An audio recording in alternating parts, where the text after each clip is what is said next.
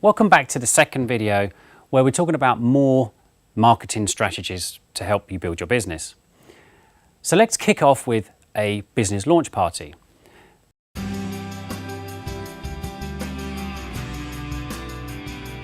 first thing you should do as soon as you have gone through this email training program and have set yourself up is plan a business launch party. After all, you're now in business for yourself, and if you've never owned a business before, then why not celebrate? If you have owned a business before, well, who needs an excuse for a party? This business is fun, so why not start as you mean to go on? You need to prepare your invitations and invite as many of your friends and colleagues as possible for a few hours of socialising, and for once it's perfectly okay to talk about business. A weekend would almost always work better, but make sure you give plenty of notice and make it sound exciting on the invite. Ordinarily, I would say avoid alcohol in a business situation, but as you're calling it a party, and as long as it's treated with respect, having a few drinks will probably relax the mood. Be prepared to give away freebies, samples and brochures. Invest it in a really good display and prepare a good 10-minute only speech at the beginning. Then open up the party to questions and discussion. The objective is just to get people to know what you're now doing. If anyone wants a full-blown presentation, you can agree to meet them later in the week, or give them your card with the URL for this training system and let them find out for themselves. Most people will be there just for the social gathering and the drinks, and that's perfectly fine, but some will be much more curious and will want to know more. It is possible to get a little negativity sometimes, but if you've gone through this course, you'll be ready for them, and you may even change a few blinkered opinions. The further training on launch parties that we'll go into later in much more detail will cover some of the things that you can do on the day to appeal to your guests' curiosity.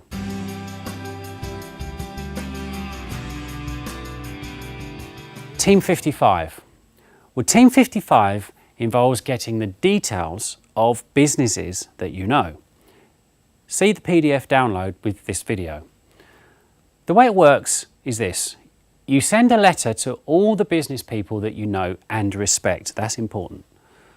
You tell them that you are trying to build a network of trusted businesses that you can pass on to everyone when it's complete.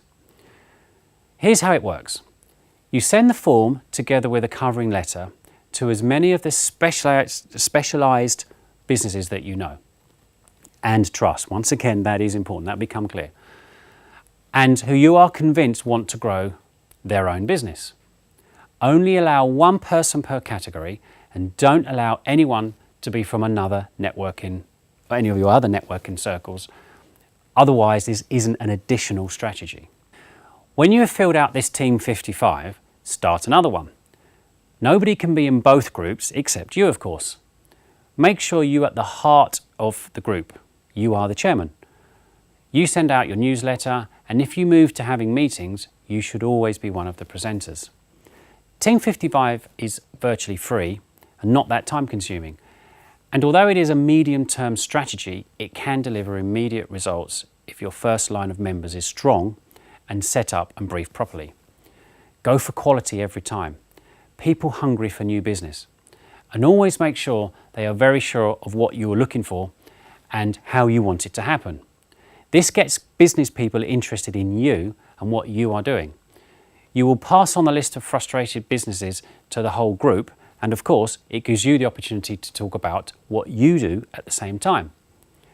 Many small business owners are looking for something else, and they have the added advantage in that they are already running a business, so they are further down the understanding road to the everyday person.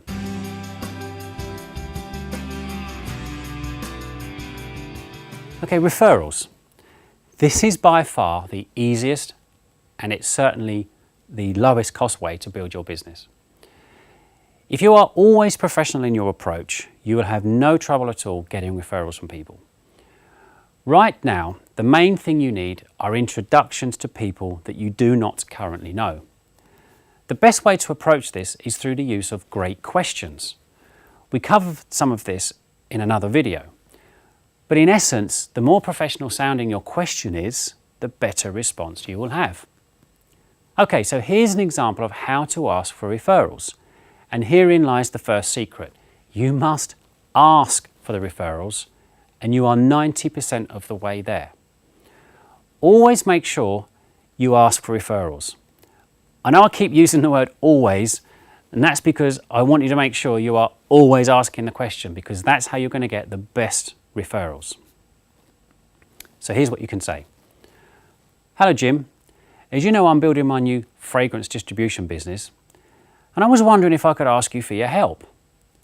I realise you're not my target market and you're not interested yourself, and I respect that.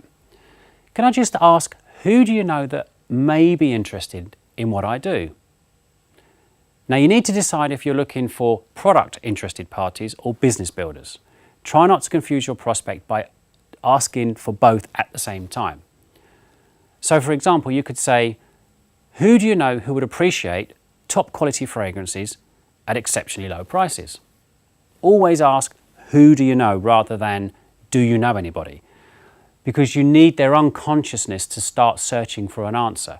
If you ask if they know anybody, they'll just say no. If you ask, who do you know, they have to start thinking of who they know. Tell your prospect you will call their referred person once. Be very polite, and you will offer them the opportunity, either the business or the chance to discuss the products. And you'll be professional at all times, just as you are right now. No hard selling, no making a nuisance of yourself, no disrespecting their privacy. In fact, it's usually better to get them to call the referral first, if you can, to get them to say something like this. Hi Jane, it's Jim. I'm calling just to let you know that a guy, girl, called whoever you are, will be calling to talk to you about. Now that could be either the business opportunity or the products. I figured you may be interested in what he or she has to say. He, she is very professional and respects your time and privacy, but I think you should have a listen because it might be something that you'll be interested in. Then when you call, all you need to say is, hi Jane, it's here from FM. Jim gave me your number and suggested that I call you. Have I called at a good time to talk to you for about 2 or 3 minutes? Always ask if it's okay now to talk to them and how much time you need. In fact, you only never need about 2 or 3 minutes because you open with a question. Something like, Jim says that you may be interested in looking for a business opportunity that you can run alongside your current job. Would that be true? If she says, well, I guess I'm always looking, so yes, that could be true. Then you have just got her permission to talk. When the 3 minutes are up, you could say, I did say this call would only take 3 minutes long, and we're running over a little, so is it okay to carry on for a while? So I can give you the information that you need right now. Would that be okay? Always respect other people's time and space. Be polite and to the point. Don't be over familiar until you've been invited into the fold, as it were. And your reputation as a professional will be enshrined.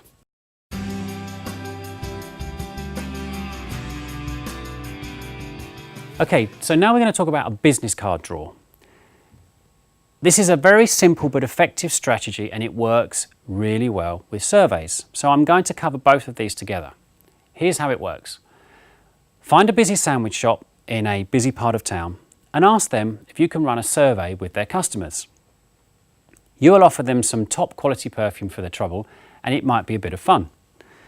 You can write a questionnaire with 3 simple questions on it. What is the number one thing you love about your job? What is it that you hate about your job? What would you do with your time if you didn't have to work? Put up a sign that says something like, enter our competition and win a free bottle of luxury perfume. Just answer 3 simple questions. Get the staff to join in and get their customers to fill in the questionnaires while they're in the queue waiting to be served. Maybe you could offer them an incentive for getting as many questionnaires completed as they can. The survey is clearly about their job. It will get them to think, and you'll learn a lot about them, even with these 3 simple questions. Then you have to call them all back and let them know whether they've won or not, but it gives you the opportunity to discuss what they have written on those forms.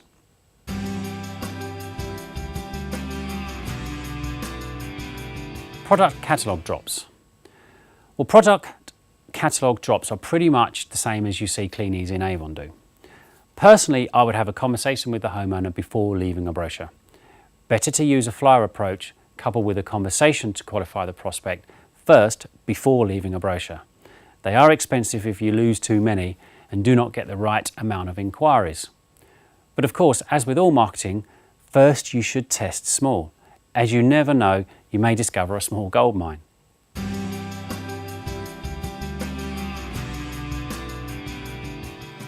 Centres of influence. Look for places where people go and where there is a high turnover of people. Hairdressers and beauticians are favourite. But it can include all sorts of retail outlets or groups, airports, even offices and factories. You can ask to leave samples in reception if you're in offices and factories for the staff to peruse and place their orders. Leave it there for a few days and go back and collect the orders. Get someone in a building on your side to promote it to the other workers. You could even get the cutest teddy bear you can find and put him in among the samples. Put a notice up that for every 10 bottles of perfume that are sold, you will donate 1 teddy bear just like this to the local children's hospital with the name of their company around his neck. The teddy stirs the curiosity, and when they realise what you're trying to do, people will be more open to sampling the fragrances and maybe even place an order. If you explain your reason why you're doing this, i.e. to promote your brand, new ethical quality fragrances, it becomes even more acceptable in their minds.